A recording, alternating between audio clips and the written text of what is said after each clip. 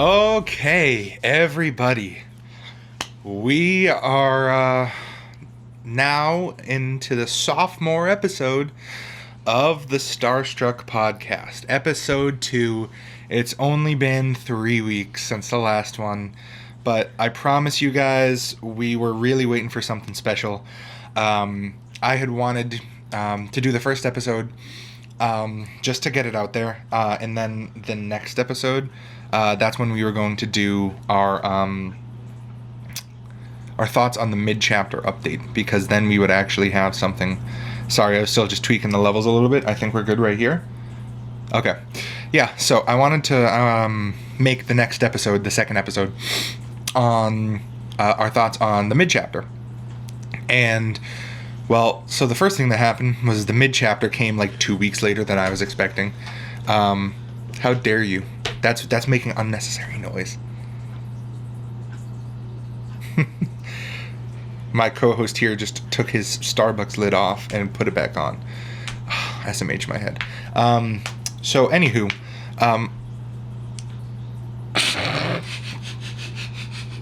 we're an audio-only podcast, but if we had video, you would have seen the death glare I just gave him. We wanted to make our second video on our thoughts on the mid-chapter podcast. I mean, what? We wanted to make knock me up. We wanted to make our next episode of our podcast on our thoughts on the mid-chapter. Now that the mid-chapter's here, now that we've both had a chance to play it a little bit, and now that we are both together to film this next episode, or to record, I should say, we are finally making it. So, what we're mostly going to be talking about, first off, the biggest change I think that came in this update was the solo queue icons. We were talking about it in the last podcast. It is finally out. So, I'll start with my perspective, because I'm the host of the show, and I'm also a Survivor main, so it affects me the most. I was just given the middle finger by my co-host. Anyway, so the solo queue icons, they finally released, and what they show whether a survivor is interacting with a killer objective. So, like, a trap, I think, if they're cleansing a few different things. What else? The main one I noticed is opening one of the spray chests against Wesker. Yeah.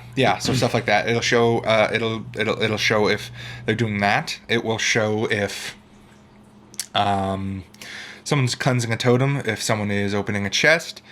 If someone is on a generator. If someone's doing nothing, and if someone is in chase.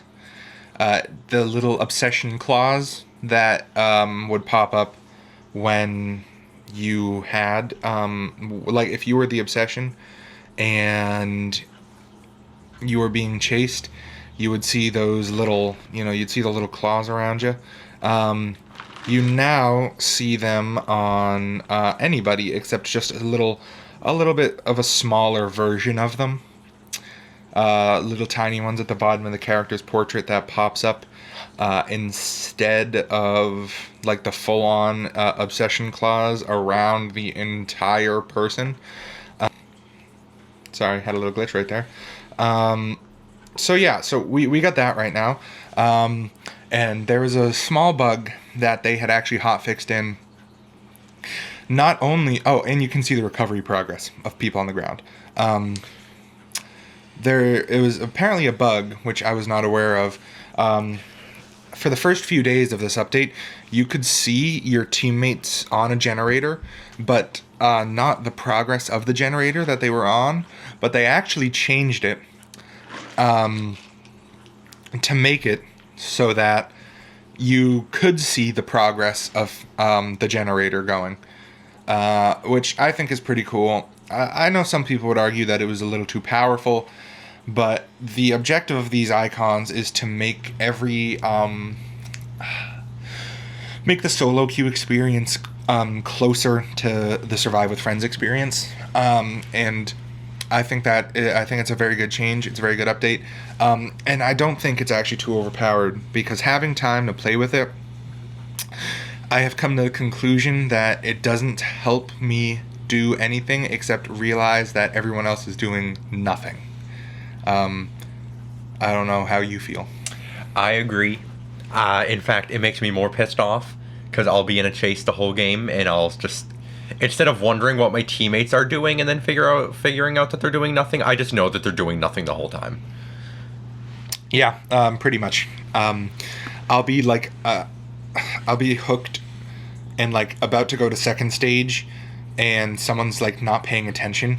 So I'll be like going to second stage, and we'll have 2 people running from the killer at the same time. I don't know why, but it'll be like 2 people running from the killer at the same time, or something or other happening, and then one person just on a gen across the map completely clueless, and I'm like, dude, you're not even close to popping this. You're at like 30%, and I'm about to go to my second stage, and you're just sitting there. And then the amount of times I've been in a chase, and I've just really quickly glanced at the character portraits and seeing that there's nothing happening between the 3 other people. And it's like, bro,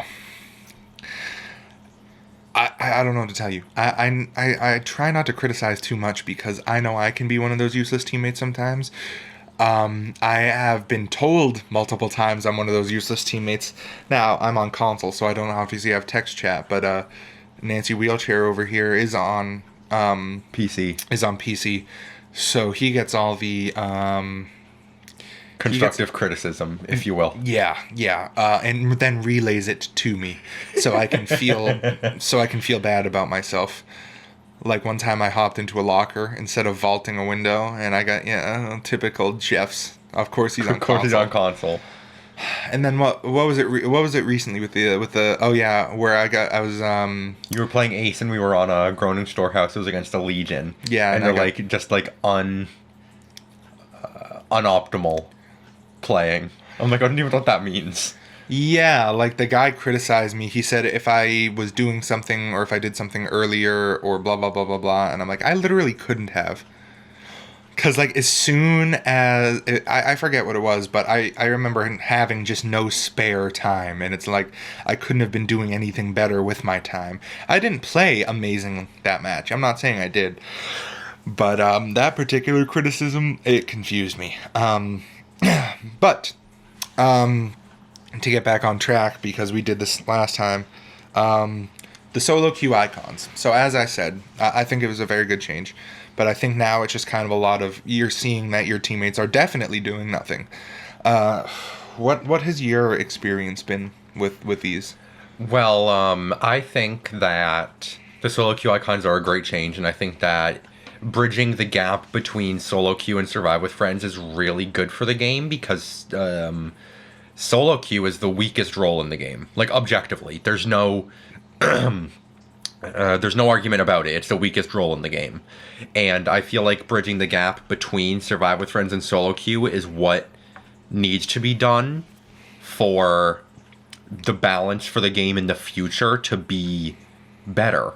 Because kind of the lack of the gap between solo queue and Survive with Friends, I felt was kind of a bottleneck for other balancing. Because you could buff something to where it was strong in solo queue, but broken in Survive with Friends, kind of like old Object of Obsession. Yeah, that's been my stance for a little while too. Where it's tough because, like you said, a perk like, I don't know. Let's take the gen meta right now, right? You have hyper focus, stakeout, fast track, whatever, all those gen perks, brand new part, etc., right? If one person has that, it's not too bad. You know, it's kind of like, oh man, these gens are getting done a little bit quicker than I expected. But, you know, at the end of the day, it's one person. But then if you decide to have a 4-stack or even a 3-stack, that all decide like, hey, you are going to be the person that gets chased, and we're all just going to sit here, do the gens like that. Boom, done, right? Then you get 4 outed in like 3.5 minutes. So that's always the trick. It's, you can never make anything too strong, because if it's strong for a single individual person to use, imagine how bad it is playing against a 4-stack with it. So I think trying to bring that experience as close to possible to playing with a full squad of people will definitely help for balance reasons. The main one, of course, I can think about is the hyper focus stakeout kind of thing.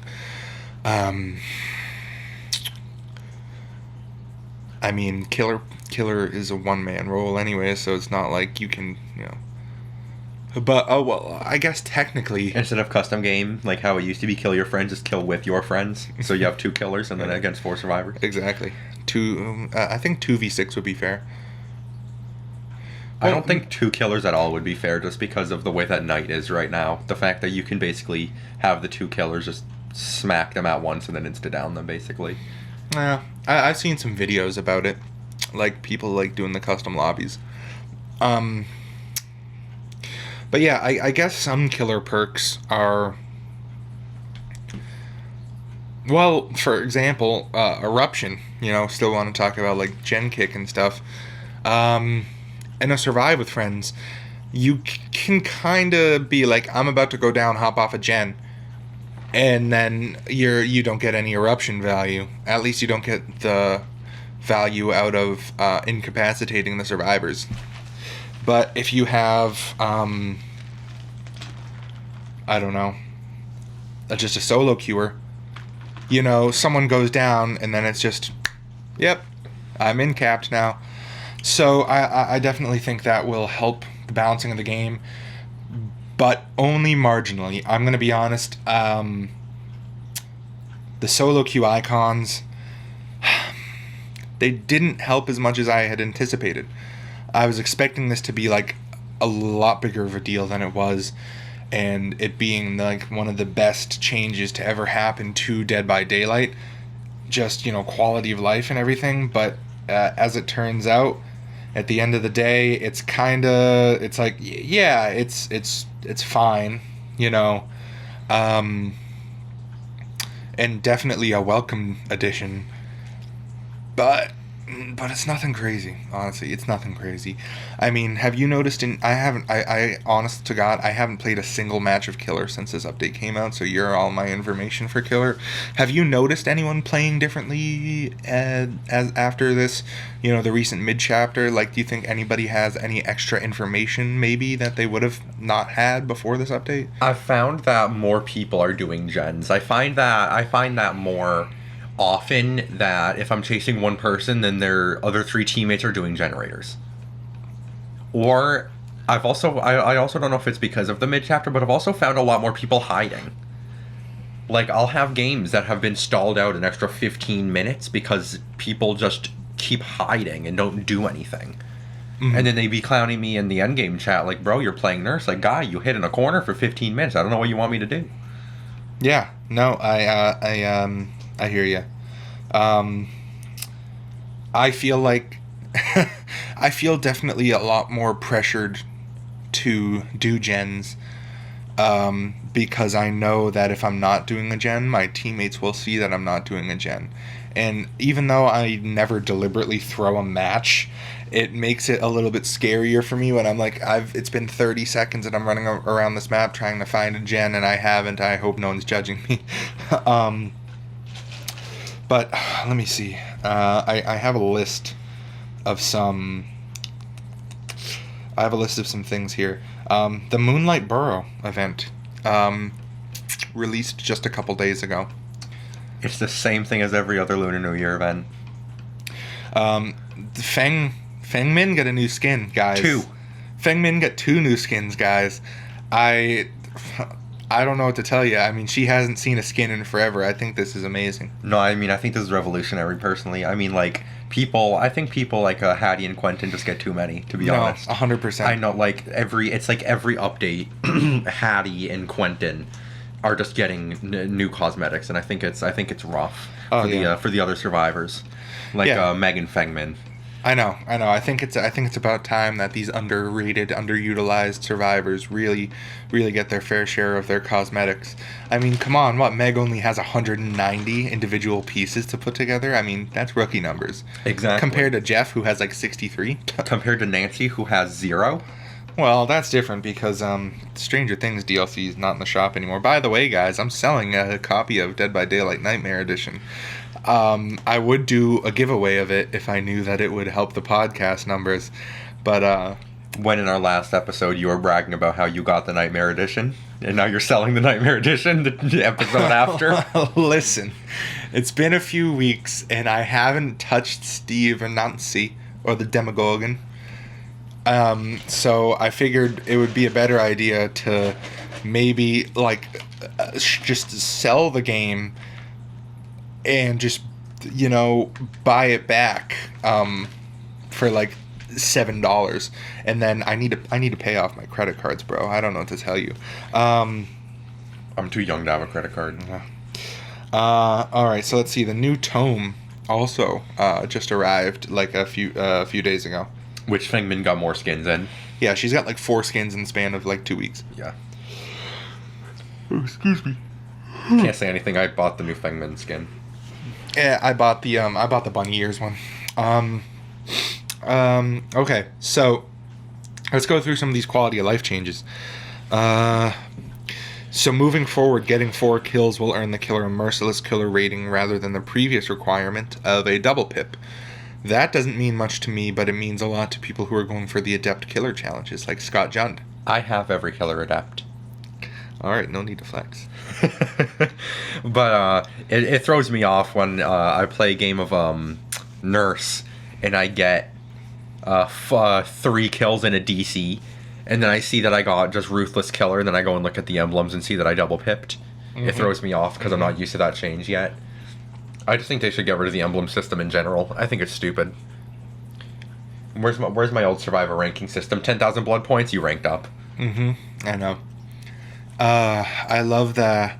I was just watching yesterday while I was at work. It was great. I had already known about this, but how the story of how Instablinds got nerfed because Matthew Cote was doing an interview podcast type thing with some Korean tournament organization. Yeah, and they kind of started grilling him on the balance of the game, in that some of his other co-hosts had kind of joked that Matthew just wasn't good enough at the game. And they were like, "Hey, do you want to play a game of Killer?" He's like, "Sure." Yeah. They said, "Hey, well, let's play a game of. How about you play a game of Killer, and we'll disprove that you're bad." And he played a game of Hag and got 4-outed in about 5 minutes and got insta-blinded about 18 times. And then a month later, insta-blinds got not only nerfed, they just got completely removed from the game. And a lot of people were like, "Oh man, these usually take like a year." Guy really got his feelings hurt. Yeah, they usually take like a year for these changes to happen, and this happened in like a month. And then behavior's like, "No, these were already in the works." And Matthew isn't even part of the balancing team, and everybody's like, yeah, sure, whatever you say." But yeah, that's funny. I played with Instablinds for a short period of time. I think I was around for... When did they get removed? Around... It was 2017 they got taken out. Yeah, it was like December 2017, wasn't it? I think so. Yeah, I started in October 2017, so I was around for a couple months before they got removed.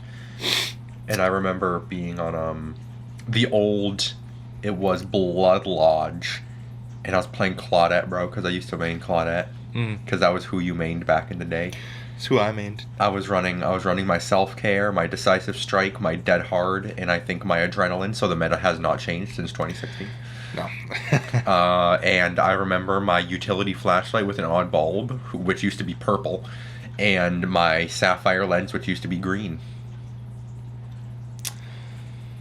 Alright, so the next quality of life change in this update, titled The Queuing Experience. Players are now able to browse the store, the archives, and daily rituals while queuing for a match. If they are mid-purchase when the lobby is ready, the game will wait for the conclusion of the transaction, though it will kick the player if the delay is too long. While queued, killers can browse their other killers and change their loadouts and customizations. This will not affect their currently queued character, who remains shown beside the looking for match message. So essentially, you can go through the store, the archives, and the dailies while you're queuing up for a match, rather than just having to be like, stuck there. I know, still when you're in the lobby for a match, you can't. You can still do, I think, the archives. No. So. It's only when you're searching for a match. Yeah, that's okay. That, I think they should add that. Because why am I not able to access the store or archives or the Rift or anything while I'm ready for a match and only while queuing for a match? That doesn't make sense. I mean, I think it's a step in the right direction, but add it to everything. I want to be able to buy something last second. I want to be able to meme in the lobby, okay? If I see a team full of, like, Resident Evil characters and, like, I need to buy a skin to fit in with all the other Resident Evil characters, I want to be able to do it. You see a default Jill, then a Stars Jill, then a Jill from Eyrie 3, and you need to buy the Revelations gear skin. Exactly. You need to have 4 different kind of Jills, and I mean, you just can't do that if you're already in the lobby. And I mean, come on, you're losing out on money here. I've probably in my head spent $100 just on impulse purchases from trying to match other people's cosmetics in the lobby just for a little goof. All right. I remember back in the day, actually, before MMR existed, because it wasn't really a skilled play in the first place. You were able to freely switch killers when you were inside of a lobby. Yeah, so if you were trying a killer out for the first time and you saw, at the time it was like 4 Prestige 3 Claudettes or 4 Prestige 3 like Nias, you could just like switch, I don't know, from like Bubba to like Hillbilly or something, like in the lobby. But now MMR exists. Yeah. Yeah, so now you can change your loadouts and customizations on other killers, but your killer stays the same. Which, I mean, fair enough. Remove I think MMR. that's fine. Yeah, yes, I understand. I get it. There's a new, the wiggle system. The new wiggle system, the skill check wiggle system, is out of beta. So rather than mashing left and right inputs to wiggle, it now follows a ping-pong check system. Controller input handling has been improved. That is good to know. I didn't even know that. I might need to play a game of killer because it sucks to play as a killer on console because unlike on PC, you kind of have to just look. You have to just press forward and look in the direction and like use your right stick to use your right stick for direction. Use your camera to move you, basically. Yeah, and just press forward to move forward and then use your camera direction to move where you would actually like to go. That was the best way to deal with the wiggle system. So yeah, and input handling has been improved, which should allow killers to respond to wiggling more efficiently while carrying survivors. That is great. I need to try some out tonight, actually. Survivors no longer shorten carry time by hitting great skill checks. Instead, great skill checks will increase resistance for the killer. So it's kind of like a perk. Yeah, it's kind of like a base kit boil over, but I also heard that they nerfed the base wiggling.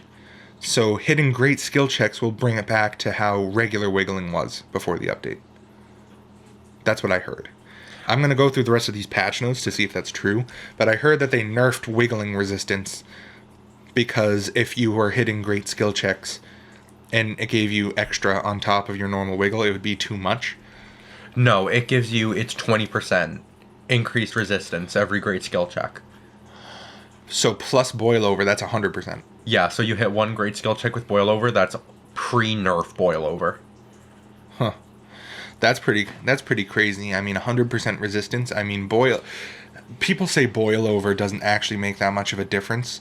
But if you have literally any distance or any debris to travel on the way to the hook, it makes a difference. Like I've dropped people. I've got stuck on rocks. I've got stuck on rocks. I've gotten pushed into walls. I've got, everything just because of boil over. Fun horsey perk. Sometimes if it's just a hook that's kind of far away, just the fact that they're wiggling so much means that I can't make it. So it is kind of crazy. People really discount the utility of that perk, I think. I have it in my main build now. I run resilience, dead hard, adrenaline, and horsey perk.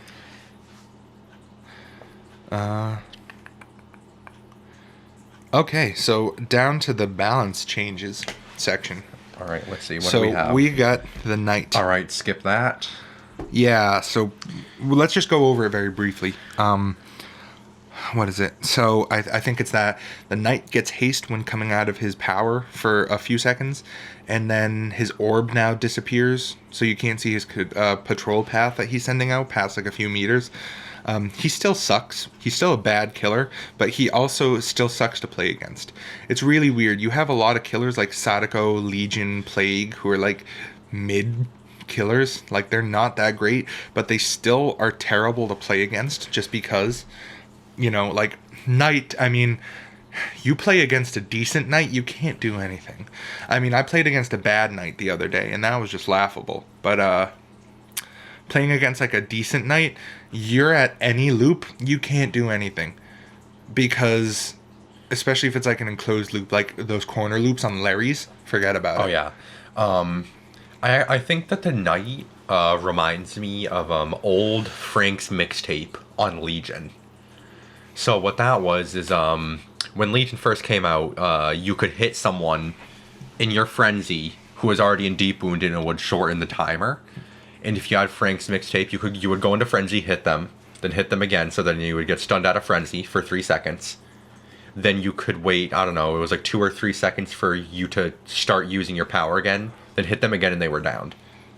So it was no matter what you did, you were going to go down. Would it take time? Maybe, maybe not. But like it did not matter because that person would go down, and that kind of reminds me of where the Knight is right now. Yeah. I mean, you'd have to be a god tier looper because against legs, they always wait at pallets, and they can just straight vault windows. At the same time it takes a survivor to vault a window, and then on top of that, if you have a Legion chasing after you that's gotten 1 or 2 hits, forget about it, because their speed boost is going to be crazy. You might be able to get away from them if you have if you're like the first person that they're going after, because then they only go from like 4.6 to 5.2. Yeah, so they move at I think 135, which is still very fast, but not as fast as it gets if you're on your 3rd or 4th hit, especially not if they're using the Never Sleep pills. That goes, you end up getting like 200% speed after having your 4th hit on Never Sleep. Well, the Never Sleep makes your base 4.6. So then you go 4.6, 4.8, 5.0, then 5.2. So you need 2 hits in frenzy to go to what your normal frenzy speed would be like without it. 5.0? 5.2. You hit someone, then you're 4.8. Yeah. Oh, 3 hits. You hit someone, so then you're 4.8. Then you hit someone, then you're 5.0. Then hit someone again, and then you're 5.2. So then your 4th hit, you'd be at 5.4? Yeah. That's why people pair it with Mural Sketch. So then it takes 2 hits. So you go 4.6, 4.9, 5.2, 5.5, 5.8, and then down. Oh, that makes sense, because whenever I pair it with Mural Sketch, I feel like I'm zooming by my 3rd hit. Yeah, that's because of the extra speed boost that you get kind of cancels out the downside of Never Sleep. That's right. That being said, Mischief List is one of Legion's best add-ons, and it's a brown. The best add-ons for killers are either their top tier add-ons, or like their brown add-ons. Like, for a regular old Legion build, like the Mural Sketch, or the BFF's bracelet, or the, what is it, the ruler? The ruler? Which one's that? I forget. I was kind of hoping you know, because I remember using that one. There's a scratch ruler, and then there's like the other ruler. One gives them Oblivious, one decreases your recharge time. I think the recharge time one. That one's a brown. Yeah, that's the one I'm talking about. Yeah, so he has really good add-ons for brown. And then you have, like, it's just kind of crazy how they balanced it. And, like, you know, one of Clown's add-ons, the brown add-on, the cheap gin bottle, gives you 2 extra bottles. That's a purple, bro. What's the brown one that I'm thinking of then? There's the fingerless gloves. Then there's the party bottles. I know the party bottles are just confetti. That's the meme add-on. Yeah, then you have the fingerless party gloves. Then there's like the feather. And then the VHS tape. He does not have good brown add-ons. Did the cheap gin bottle used to be a brown? No. It was always purple. Are you serious? I'm dead ass. I thought the cheap gin bottle was a brown add-on. Bro, what is this? Old Nurse? Brown add-on gives you extra blinks? Well, because I thought you paired that with like the Redhead's Pinky Finger, because the Redhead's Pinky Finger gives you 2 less bottles. Yeah, you pair it, but it's not a different rarity. I thought it was. Pinky Fingers. I know Pinky's. And then gin bottle is purple. Bro, ain't no way. Yes, there is a way, I'm bro. going crazy. Because I'm correct. All right, fine. I believe you. I was just bad. Okay. So, how about the Nerf? We don't want to completely overhaul her. It says on the website. So let's talk about the nurse a little bit. She got buffed. They removed that one add-on. They didn't remove it, but they removed range and recharge add-ons. Yes. But then they made Campbell's Last Breath make you blink longer distance than with double range. I know the big thing was that in the PTB, they gave her all. So they gave her all her blinks back. So you could blink twice, travel back to your original blink position.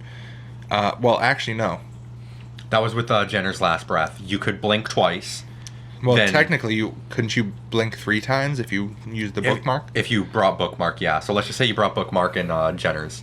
You could blink 3 times, blink back to your original position, and then blink 3 more times. Yeah. So you could have 7 blinks if you...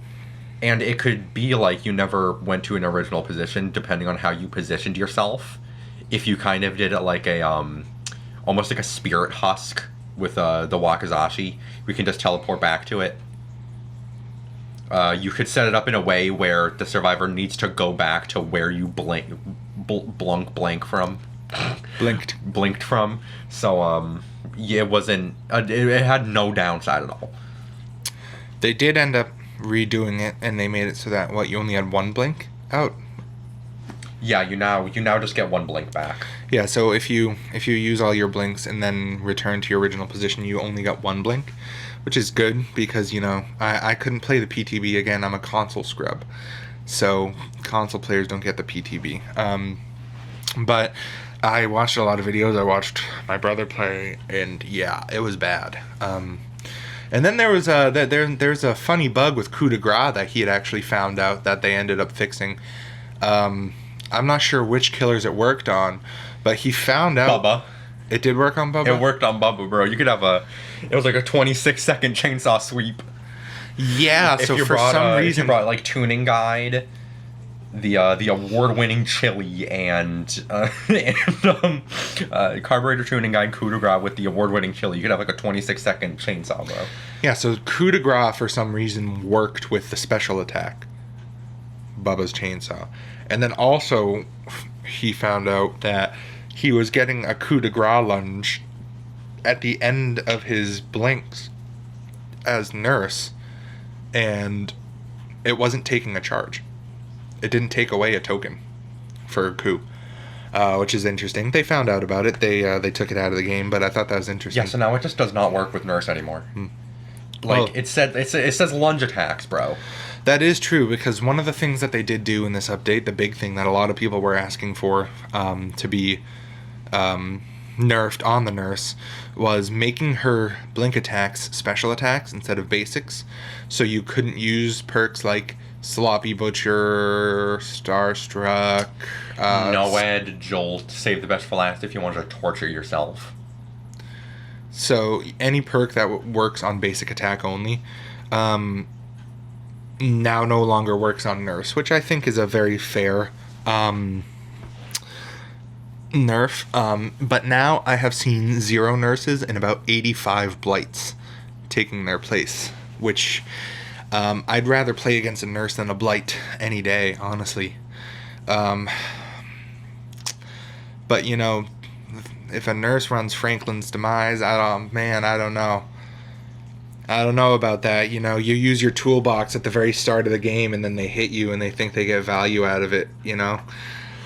Bro, Franklin's just so much. We used all of our items. Yeah, because of Franklin's. No, just because we used them on the generators.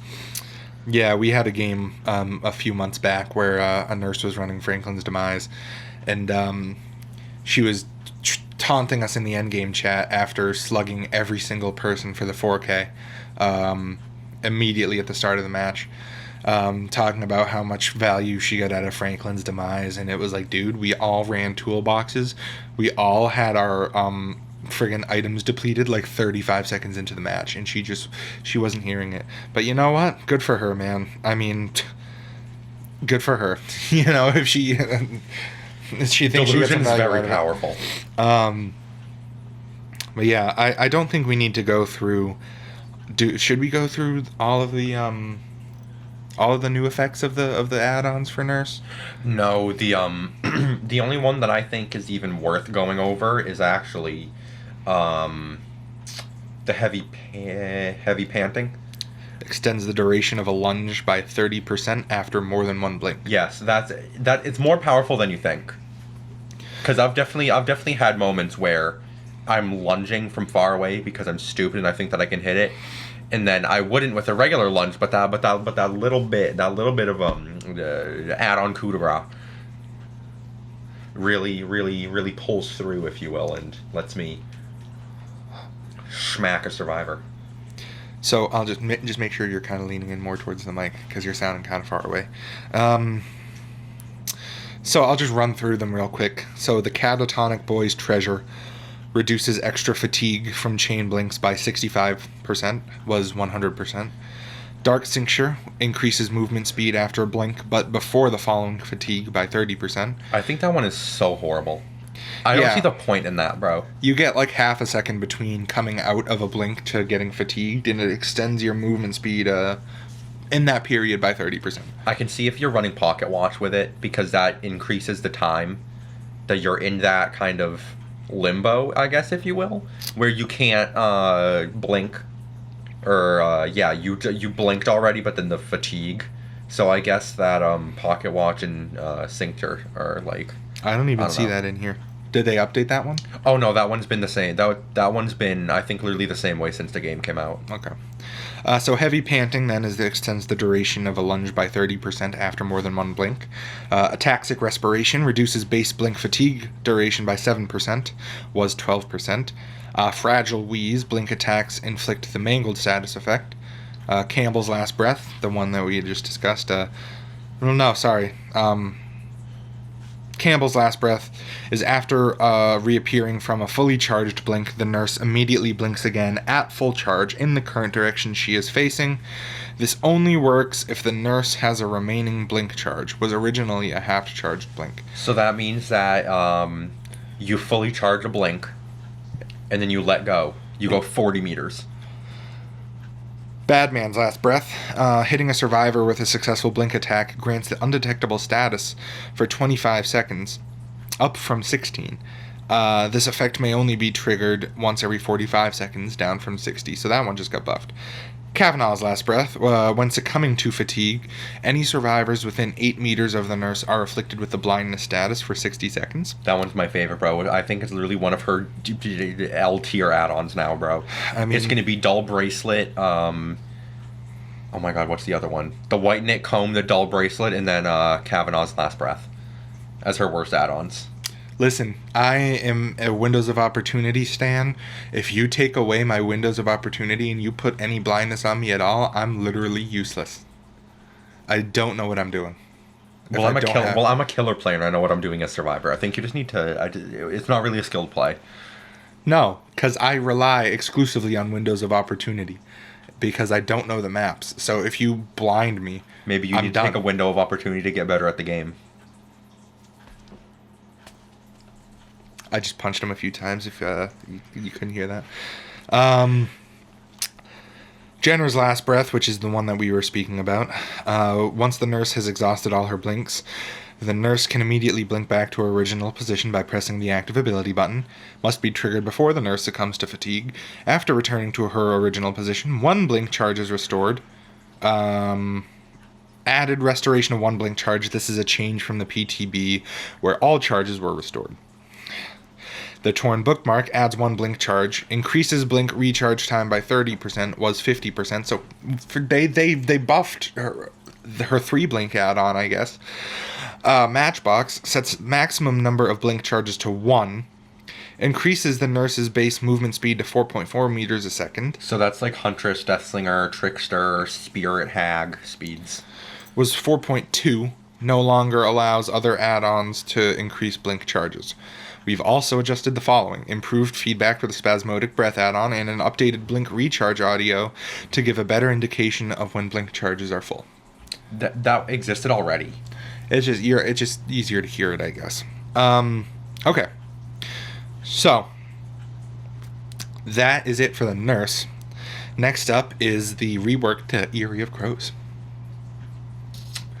So Eyrie of Crows, to just list off what it says the map's length has been shortened, generators are more evenly distributed, the main building has been moved towards the map's edge, the strength of certain main building loops has been decreased, new tiles have been added, dead zones have been reduced around the border, the exit gate no longer inadvertently spawns behind the main building, certain rocks will no longer spawn close to hooks causing collision issues, and an alternate generator has been added to the main building. So essentially, the extent of the Eyrie rework. So, we just had to change venues. We had to take 5 real quick. So, the extent of the Eyrie, I messed this up before I stopped recording. The extent of the Eyrie rework is that they made it a little less, they squished it down a little bit. They turned it into a little bit less of a square and made it into more of a rectangle. There's no big, loops on either side. It's squeezed down a little bit. I think they might have also made it just a little bit shorter from end to end. So there's a new interesting loop similar to the Badham loop, where it's like a pallet in like a small little bit of debris, the unsafest pallet in the world. They added that. They moved, and this is what gets me because I keep thinking they removed the generator from main. They moved the generator from main, from being in front of the big pillar to being close to like the back door. They also added a back door. I don't think that used to be there. There was always a back door. Was there? Okay.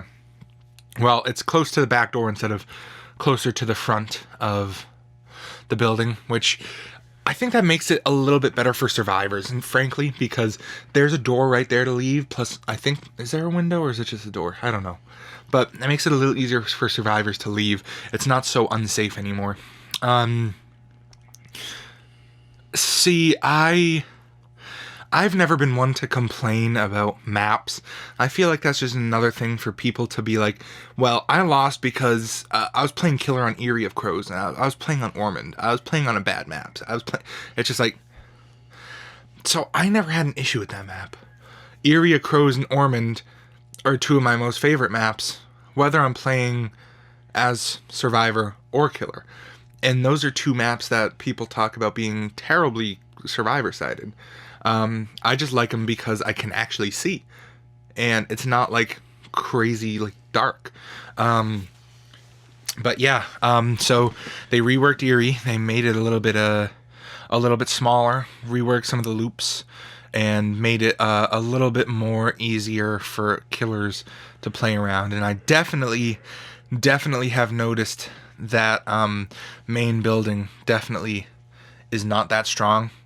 You know, forget trying to loop someone around the window on main building because you have such a long wall to go around. If you don't have immense distance on the killer already, they'll catch up in about 5 seconds and you won't make it back to another window. And I don't think they usually aren't any really good connecting loops around the window anymore. You know, so main building is not that strong. You might have the palette that's kind of like that lovely RPD palette where you have the desk. That one's a tough one. See, that's a pretty safe palette though. The RPD desk palette. Of course. I mean, well, think about it. I mean, there's such a long... No, not that desk palette. I'm talking about in the safe room where you have that, like... Oh, you don't mean... the most unsafe palette in the game. You don't mean the front desk. You mean the one where there's in literally... the safe room, where it's literally a 2-meter difference between each side. Okay, yes. No, definitely not safe. I thought we were talking about the one that's like downstairs. No, yeah, right in the front. The one that's near I guess like the entrance with the exit gate. Yeah, cuz that one is meh. It's okay. I mean, it can be mind gamed, but you can literally just wait at the pallet until the killer gets really close to you and then just hop the other side. But yeah, that's kind of bad now, and I don't think they really have any more of those loops with there was some like rock debris in front of the gate right next to the main building window, which usually had a pallet in it, and I don't think that's there anymore. I think that got removed. No, I don't think it's there anymore either. Yeah, I haven't seen it. Actually, no, never mind. Yes, it is. It's still there. Is it? It can spawn there. Yeah. You know the one I'm talking about? Yeah. Okay. Yeah. I haven't noticed too much of a difference. I've noticed it feels weird to play on it because it's reworked, but nothing like crazy. I mean, I think it's fine. I don't have a very strong opinion on it either way. I think I've played 2 games on it. I've played a good few. But yeah, I think, I don't think it's that, Now, what I'm looking for is that Garden of Joy rework. I don't know if you can really be expecting that, my guy. Oh no, I definitely am, because they said they're continuing the Realm Beyond. So they are going to be updating the swamp, probably. And then Midwich, I think. Okay. And then they're probably going to be looking at Garden of Joy, because I reckon that Garden of Joy was worse for killer than pre-rework Eyrie Crows. Because Rework Haddonfield? Yes. Stronger than pre-work Haddonfield. Pre-work? Pre-rework I said Haddonfield. pre-work too. Pre-rework Haddonfield. Because on Garden of Joy, you just have 100 windows that connect to each other. You'll go from the side of the map that has shack on it. Like from shack to that one car loop. You have the car loop. Then you have a jungle gym. Then you have a filler pallet. Into another jungle gym. Into another filler pallet. Into shack. Which you can go towards main building from shack and get another filler pallet. Which is like with the car and then like the side rail. Or like the guardrail. You'll get one of those. Then you have that little like destroyed bus plane thing. Which you can use to get maybe a little bit of distance, but then it's just the whole map is just filler pallets and jungle gyms that connect into each other, kind of like the middle of Suffo Pit. Yeah, that is probably my least favorite Macmillan map. Mine is Shelterwoods. I prefer Shelter Woods. Well, depending on what role I'm playing. If I'm playing Killer, I love Shelter Woods, and I hate Suffo Pit. But if I'm playing Survivor, I love Suffo Pit, but I hate Shelter Woods.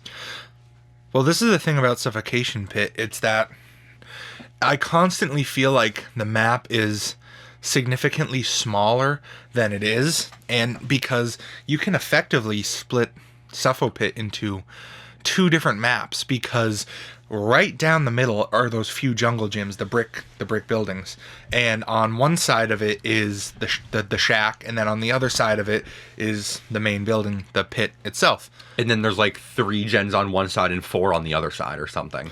Yeah, so it feels very claustrophobic playing that map, especially because you have like just the entire middle is super closed off 50-50s, and then on either side it's just like super open and like nothing.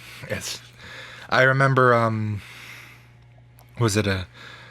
think there's a doctor that I was playing against on that one time, and I was doing really good against him. But when you got grabbed off the pallet playing against Demogorgon on Suffocation Pit? That was just... Yeah, I got tunneled right off a hook on... I think this was also pre-base kit borrowed time. I think it was around that time, right? No, I still had BT. You still had BT? No, I had BT.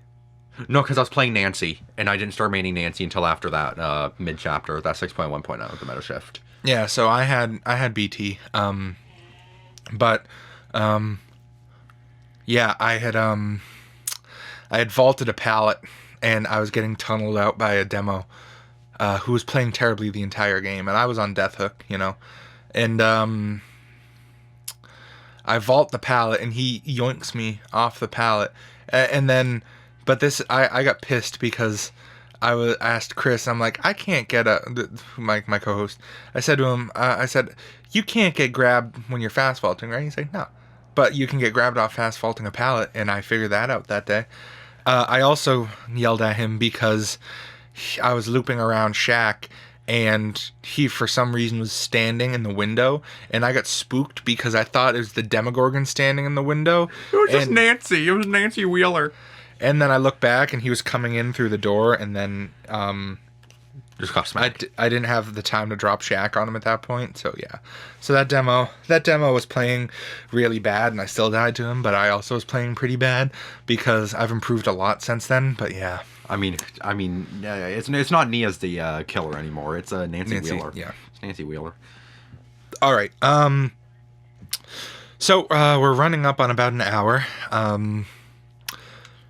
Any final thoughts that you have on things that you might want to see improved in the future regarding maybe solo queue or some, future killer improvements? I don't think that it's tough because I'm kind of in the camp of making Kindred just base kit. Me too. But I was kind of waiting on holding that opinion until after the solo queue thing dropped, because I was like, well, having literal aura reading and getting, because, okay, if we're talking about making Survive with Friends as close as possible to solo queue, the person who is on the hook can constantly be relaying information to their other teammates. Their other teammates can constantly be relaying information as to where they are. I will say that isn't necessarily as powerful as being able to visually see real time what everyone is doing, but it's pretty comparable, I think. And then on top of that, I don't like having to feel like I gotta run Kindred if I'm playing by myself, because even with this update, where I was going with this was that I was waiting to see until after the update dropped to see if it actually helped, because typically what happens is if I'm hooked or if someone else is hooked, I will look at the portraits to see what everybody else is doing, and if I see 1 or 2 people are not on a generator, I assume they're going to be going for the unhook. That happened to us yesterday on it was the Asylum. I see I don't know, it was like a Cheryl, Claudette, Michaela, I don't know. You get hooked and I'm on a main building gen, and Claudette's on a gen. I see her get off a gen, so then I just stay on the generator because I'm like, oh, she's going to unhook you. She just didn't get you and let you go to second stage, and then got back on the generator. Yeah, you ended up coming in for the save right after I hit second, I think it was. Or it was right before. It was either right before or right after. I think it was right before it. Plus, you were injured too, though. And I was like, why is the injured person coming in for the unhook when you have a healthy person here not doing anything? Like, literally, if you're bad at the game, this is what I've always done. If you're bad at it, like, I would make a lot of sacrifice plays, and I would just go in and make a trade. Because I'd go and hit them with the E and then fail it. I would know someone else is, like, better than me, or that I wasn't very useful as a teammate. So at the very least, I would go in and trade myself for them because I knew that they'd be able to do more, than I would be able to do. I'm not saying everybody should play like that because it would be ridiculous if I said everybody has to play to make sacrifices. But like, if you're healthy and like, I'll see people who have 0 hooks, have not been touched the entire game, are healthy, like crouching around, hiding in lockers, refusing to go for the unhooks, and leaving the person who's injured on death hook to go in for the unhook. And you know what happens? They get downed.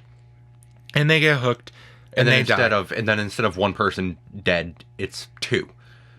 Yeah, because then you'll have 2 people on death hook, and now the person that goes for the unhook is dead, and then you're dead, and then and it's like this could have all been saved, like if the healthy person went in for the save, because then even if that person went down, they would still only be on first hook. If I notice that I'm playing and I haven't been hooked, or like everyone else is on death hook and I'm on first or something like that, I go, oh man, okay, shoot, I didn't even notice that everyone else has been dying around me, so I'll start playing a little bit more aggressively. So at the very least, I can prolong my teammate's life for a little bit longer because, they're on death hook and I only have 0 or 1 hooks. Though usually what happens when I do that is they go, oh yeah, this Jeff, I haven't seen him all game, I'm gonna tunnel him. And then I go from 0 to 2 hooks in like 5 minutes. Yeah, that happened to me too. Because, like I said, I don't wanna be that person, but I'm gonna be very modest here, and I'm just gonna say that I'm a great Survivor player, and a lot of people, they'll go and depending on how I'm playing that game, because I have games where I'm the equivalent of the Dwight that you see setting the boon up against a Legion in a corner, or sometimes I'm like really like on top of my game and doing well, and like the killer doesn't want to go for me and all that stuff, and I'm like, I don't want to be that person, but it's like sometimes someone will just go and tunnel me out the game because they see me in a vulnerable spot that they can get me out. Yeah, that definitely happens. They also a big strategy for killers is to find who the weak link is. So if you're having a bad game or something, or you're just not as skilled at looping as someone else, you're probably going to get tunneled by the killer. Just because they know that if they get you out of the game, this is what it is. A skilled player and an unskilled player both do gens at the same speed. So if you're taking a skilled player away from chases and making him do gens instead of having the unskilled player just do gens because he can't loop, then that is one less skilled player that is against you in chase. And unfortunately, as someone who started not too long ago, I tend to be the unskilled player, which I've gotten better. I mean, I haven't really gotten so good where like someone commits to a chase for me for like minutes and then they leave me. But like I did make that Huntress DC yesterday.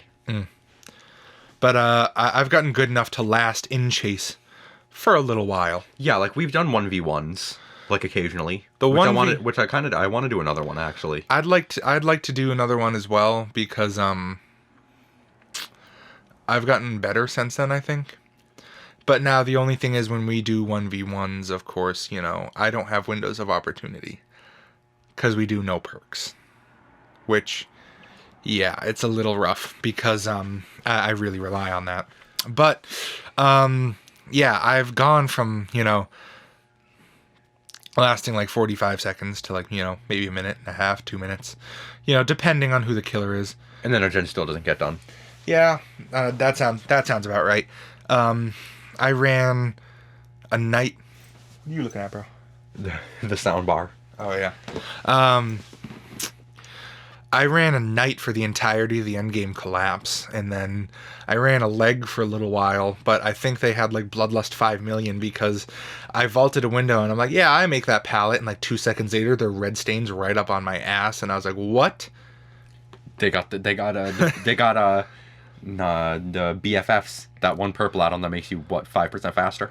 Oh my god, maybe. I don't think. Nah, no way. I don't think so. But it must have just been like Bloodlust 57, because I remember. Actually, no, never mind. I was gonna say I remember when Bloodlust wasn't in the game. There was a point where Bloodlust wasn't in the game. Yeah. But that Legion came up on me so quick that I didn't even have a chance to use Dead Hard. I was like, what? And then I died. There's actually a bug in the game right now that allows you to use Dead Hard when you're in Deep Wound. Yeah, baby, back to the old endurance states. If you have a circle of healing boon up, it's super situational. Mm-hmm. If you have a circle of healing boon up, and you go into a locker and you hop out, there's a very small margin where your deep wound like goes away, where your screen isn't like all black and white, and you don't have like the mend thing, and you can dead hard and take a hit like that in that small margin of time. We're about to see the JRM and Aaron post a video on this tonight. They're gonna be like abusing the new Dead Hard. They're gonna do head on and Dead Hard and Decisive Strike. Yes, Dead Hard and head on, like you used Sprint Burst and Iron Will. Yeah, listen, that was not deliberate. I had Sprint Burst on, and then I'm like, oh yeah, let me put on Iron Will. I do like running Iron Will, and then I'd forgotten that I had Sprint Burst on still, so I got 0 use out of Iron Will. Just like the mobile devs talked about Lithe and Sprint Burst. Yeah, to get away from Chase. They're like looking at their statistics page, and they're like, man, why has no one used this combo more before? Like, no one equips Sprint Burst and Lithe. I wonder why. See, This is not Old Dead by Daylight, where exhaustion did not exist. It was a cooldown. Like, you know how Quick and Quiet has a cooldown? Mm-hmm. You know, the Quick and Quiet had a cooldown. It's the way that exhaustion used to be. Mm-hmm. It's like there were no status effects. It was the perk had a cooldown, so you could use. Actually, no. Let me see. What were the perks at the time? There were. It was balanced landing. I think it was balanced landing, Lithe, and Sprint Burst. So what you could do is you could do Sprint Burst and you could do balanced landing, and you could time it correctly so you get a 300% speed boost. Because exhaustion didn't exist, so you would go and have your Sprint Burst like 99, and it went down while you were running. Yeah, just your exhaustion came back at half the speed, which was actually a change that they had to make at some point in the game when exhaustion like existed. Like it would just be on a full 40-second cooldown over and over. Like it was not slower when you ran. Oh wow, I didn't know that. Yeah, the game's come a long way. Yeah. But you would be able to time something to be able to use them both at the exact same time and just be a god survivor. Technically, okay. So what I think is funny, using 2 exhaustion perks together, but like Dead Hard plus like balanced landing, because you can activate Dead Hard whenever, and same thing with balanced landing. You know, you can unless you're on Shelter Woods. Yeah, that's true. Well, hey, you can use it on the basement steps. Okay? Oh yeah, the basement steps, the basement that you're not going to be in because there's nothing on that entire side of the map. Listen, All right. No, but I did use that before, and it throws a lot of people off because they see you use balanced landing, so they're like, "Yep, that's his exhaustion perk." But then they get up on hit him you. with the E. You hit him with the E, and then you dead hard, In my case, the scroll wheel. which doesn't work on anyways. It does sometimes. Sometimes, Does yeah. sometimes. Bro, using those speedrun strats to like bunny hop easier, but with dead hard. Bro, I'm using that scroll wheel hag teleport, bro. That insta port. But yeah, using something like balanced landing in dead hard or is it's an interesting thing. But we've gone off the rails again a little bit. So we kind of talked about everything that had to do with like the new update. There hasn't been any changes to any of the meta. We didn't even discuss the Otstarva controversy right now. And they basically announced that they were going to be nerfing Eruption in the next mid chapter, or the chapter update or something. Yeah, they did say that. So that'll be coming soon. Rhymes with It did not. Eruption. Okay, bro. Schmeruption. Schmeruption. So they didn't nerf any perks this go around. I think they're probably going to be waiting for the next chapter release, which is going to be when? March. Man, we're gonna have a lot of good content. The Resident Evil 4 remake is coming out in March. DBD is getting another failed perk rework overhaul, where Dead Hard is still going to be the most used survivor perk in the game. That's what the whole thing with Otstarva was about. He's been complaining about Dead Hard recently, and you know, some people kind of got on him about it, and you know, they gave him some hate about it, so he kind of doubled down on his position. But it's a whole big thing that we don't have time to discuss right now. So yeah, new DBD chapter coming out in About a month. Yeah, and I will likely be getting the Resident Evil 4 remake early. I can't say where I'll be getting it from or who or anything like that, but I am planning You have connections. I have connections. Yeah, my uncle works at Capcom. Of course. My dad works at Microsoft. You know that? Does your nephew works at Nintendo? My nephew, in fact, is Gabe, or Gabe Newell? The guy from Steam. Gabe Newell. Yeah. But yeah, so I'm gonna be streaming that most likely. If any of y'all are watching, go follow my Twitch. It's at Conway TTV. I don't have like a set streaming schedule. It's just something I kind of do for fun every now and then. My last stream was just me getting upset at the game. It was about 50 minutes long, and I ended up just giving up on it. But yeah, I stream there sometimes. My YouTube channel is Condemned 782, CONDEMNED 782. These episodes of the podcast I'm planning on putting up on there at some point as well. But that is my YouTube channel. I do kind of a variety of content. A lot of it is just like film related stuff right now. And then of course my Twitch channel is pretty much Dead by Daylight exclusive. I was going to stream some Resident Evil, but that's a game I kind of like just putting on myself. But for the new Resident Evil, I think I'll be streaming that one, definitely. And for anyone who would like to add me on Steam, my name is Elizabeth Glizzies. Oh god. Yeah, so that'll probably be changed soon. So follow my Twitch at Conway TTV, and then my YouTube channel at Condemned 782. PayPal Cash App. Yeah, my PayPal is also Condemned 782, I think. I don't have Cash App. So yeah. Anyways, guys, thank you so much for tuning in, for listening to episode 2 of the Starstruck podcast. If any new developments or anything fun happens or that we would like to talk about, any news, we'll be making another one of these. We should change it from the Starstruck to the Eruption podcast because Starstruck don't work on Nerf anymore. Oh, bro. Listen, I already got the profile and the banner and everything. I'm not doing it, bro. All right. Thank y'all for listening to this podcast.